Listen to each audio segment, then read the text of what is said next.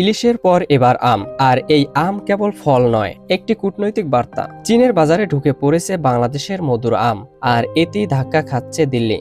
Doctor ইউনূসের আম কূটনীতিকে এবার পাল্টে দেবে দক্ষিণ এশিয়ার রাজনৈতিক ছক। চাঁপাইনবাবগঞ্জের বাগান থেকে সরাসরি চীনের চাংশা শহরে পৌঁছেছে বাংলাদেশের ৩ টন তাজা আম। দেশের ইতিহাসে প্রথমবার বাংলাদেশ থেকে সরাসরি চীনে তাজা আম রপ্তানি হয়। চীনের হুয়াং প্রদেশের হুয়াংহুয়া আন্তর্জাতিক বিমানবন্দরে পৌঁছানোর পর ১ মিনিটও দেরি হয়নি কাস্টমস ক্লিয়ারেন্সে। ফাইটো স্যানিটারিটি সার্টিফিকেট হোক কিংবা শিপিং লেভেল, সবখানে বাংলাদেশের প্রস্তুতির ছাপ স্পষ্ট।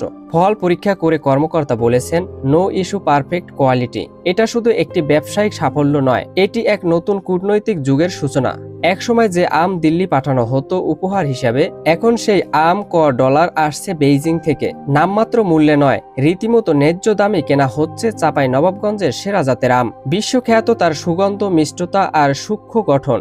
২০২৪ সালের জুলাইতে চীন বাংলাদেশ থেকে আমদানির আনুষ্ঠানিক অনুমোদন দেয়। চালানটি বাস্তবায়নের চাংশা কাস্টমসের ছিল বিশেষ সহযোগিতা। ডেডিকেটেড ফ্রেশ এক্সপ্রেস ইউনিট, এটি কাস্টমাইজ ক্লিয়ারেন্স প্ল্যান নিশ্চিত করে তারা, যাতে ফল পৌঁছায় একদম টাটকা অবস্থায়। বাংলাদেশের কৃষি সম্প্রসারণ অধিদপ্তরের হিসাব বলছে, ২০২৫ সালে দেশের আম উৎপাদন হয় প্রায় ২.৭ মিলিয়ন টন, আর অন্তত ৫,০০০ টন রপ্তানির লক্ষ্যমাত্রা। এই রপ্তানির বড় অংশই এখন তাকিয়ে আছে চীনের বিশাল বাজারের দিকে। আগে শুধু মধ্যপ্রাচ্যে যেত, এখন চীনে পাঠাতে পারছি, আর দামও ভালো পাচ্ছি। কেমিক্যাল ছাড়া আম ব্যাগিং করতে পারছি। চীনের ফল আমদানি ২০২৪ সালে ৬% বেড়ে $১৯.৪৫ বিলিয়ন পৌঁছেছে।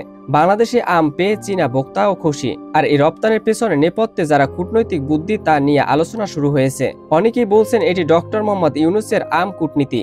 ভারতের প্রতি অতি নির্ভরতাকে পেছনে ফেলে চীনের সঙ্গে অর্থনৈতিক সম্পর্ককে আরো মজবুত করাই এই নীতির মূল কথা। শেখ হাসিনা আম পাঠাতেন দিল্লিকে সন্তুষ্ট রাখতে, অন্তর্বর্তী সরকার আম পাঠাচ্ছেন দিল্লিকে বার্তা দিতে। বাংলাদেশ এখন বিকল্প চেনে, তাবেদারি করে না। চীনের বাজারে আম গেলেই হয়তো সব বদলে যাবে না, তবে এটা নিশ্চিত, বাংলাদেশ এখন খেলে নিজের মাঠে, নিজের শর্তে। আর আমের বক্সের গন্ধে লুকিয়ে আছে এক নতুন ভূ কূটনৈতিক ছাপ।